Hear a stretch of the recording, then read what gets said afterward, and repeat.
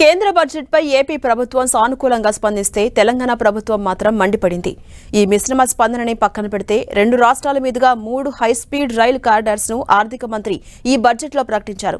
అలానే ప్రతి జిల్లాకి ఒక బాలికల వసతి కేంద్రం ఏర్పాటు చేస్తున్నట్టుగా చెప్పారు. అంతేకాకుండా 3 జాతీయ స్థాయి ఫార్మా సంస్థలను కూడా నెలకొల్పుతున్నట్టు బడ్జెట్లో ప్రస్తావించారు.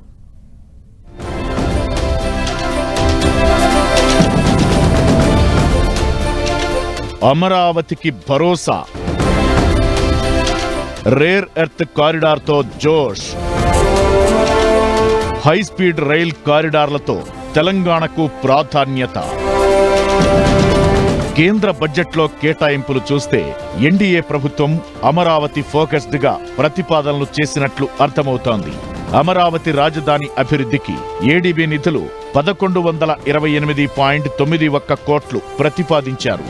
అదేవిధంగా రాజధాని అమరావతి సమీకృత పట్టణాభివృద్ధి కోసం జపాన్ నిధులు 432.09 కోట్లు, ఏపీ గ్రామీణ రహదారి ప్రాజెక్టులకు 500.99 కోట్లు కేటాయిస్తున్నట్టు చెప్పారు.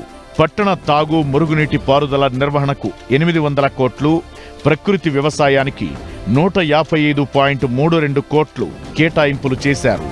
ఏపీలో రహదారులు, వంతెనల పునర్నిర్మాణం కోసం 350 కోట్లు ప్రకటించగా ఏపీ, ఒడిశా, కేరళ, తమిళనాడు రాష్ట్రాలతో ప్రత్యేక మైనింగ్ మిషన్ ఏర్పాటు చేస్తామన్నారు.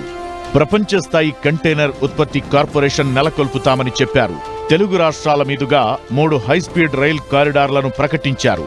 ఈ కేటాయింపులపై ముఖ్యమంత్రి చంద్రబాబు నాయుడు సానుకూలంగా స్పందించారు. దీర్ఘకాలిక లక్ష్యాలతో ఉపాధి పెంచే బడ్జెట్ గా వర్ణించారు.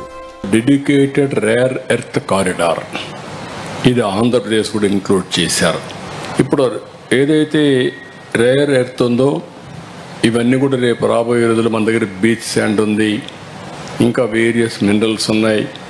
ఇవన్నీ ఉపయోగించుకొని అనేకమైనటువంటి డిఫెన్స్కి కావాల్సినట్టు కానీ, అటామిక్ ఎనర్జీకి కానీ, ఇంకా అనేక రకాలుగా మన మిగిలినటువంటి సోలార్ ప్యానెల్స్ కానీ, క్రిటికల్ ఎలక్ట్రానిక్స్కి ఇవి దోహదం చేసే పరిస్థితి వస్తుంది. అది కూడా ఒక పెద్ద శుభ పరిణామం. ఇది మన రాష్ట్రానికి కూడా ఉపయోగపడుతుంది. ఇంకొక పక్క ISM 2.0 దీనివల్ల సెమీ కండక్టర్కి పెద్ద దోహదం చేస్తుంది. 40,000 కోట్ల రూపాయలు పెట్టారు. ఇది టెక్నాలజీకి పెద్ద పీట వేసినట్టు అవుతుంది. టెక్నాలజీలో మనం ముందుకు పోతున్నాం. Semi conductor is very crucial. దీనికోసం 2.0 తీసుకొచ్చారు. ఇంకొక పక్కన టెక్స్టైల్ సెక్టర్కి ఊతం ఇచ్చారు. తెలంగాణ విషయానికొస్తే బడ్జెట్ ప్రకటనల ప్రకారం తెలంగాణలోని ప్రతి జిల్లాలో ఓ బాలికల వసతి గృహం ఏర్పాటు కానుంది. ఎక్కడ నెలకొల్పుతామనే విషయం ప్రకటించకపోయినా ఫార్మా విద్య, పరిశోధనకు జాతీయ స్థాయిలో 3 కొత్త విద్యా సంస్థలు ఏర్పాటు చేస్తామన్నారు నిర్మలా సీతారామన్.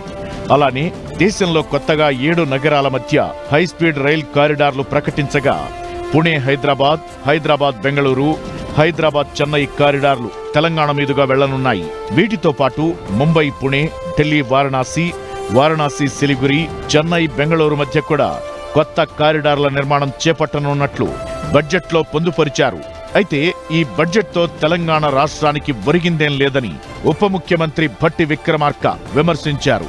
మనందరికీ తెలిసిందే, ఇండియాలో హైదరాబాద్ పరిసర ప్రాంతాల్లో ఉన్నటువంటి ఎలక్ట్రానిక్స్ సంబంధించినటువంటి ఎకో సిస్టమ్ ఎంత పెద్ద ఎత్తున అభివృద్ధి చెందిందో, ఇంక్లూడింగ్ ఈవెన్ ఎప్పటి నుంచో అనాదిగా ఆనాటి గత కాంగ్రెస్ ప్రభుత్వాల టైంలోనే ECIL లాంటి దాన్ని హైదరాబాదులో పెట్టి ఎలక్ట్రానిక్స్ని పెద్ద ఎత్తున ఈ ప్రాంతంలో ఒక ఎకో సిస్టమ్ తయారు కావడానికి పునాదులు ఇస్తుంది. ఈరోజు ఎలక్ట్రానిక్స్ అంటే హైదరాబాద్ అంటే ఎలక్ట్రానిక్స్ అనే పరిస్థితి ఉన్న దాంట్లో ఇవాళ కనీసం అది తెలంగాణ రాష్ట్రాన్ని అందులో పొందుపరుచుకోవడం చాలా బాధాకరం. మొత్తం మీద కేంద్ర బడ్జెట్పై తెలుగు రాష్ట్రాల్లో పార్టీల పరంగా మిశ్రమ స్పందన వ్యక్తమైనట్లయింది.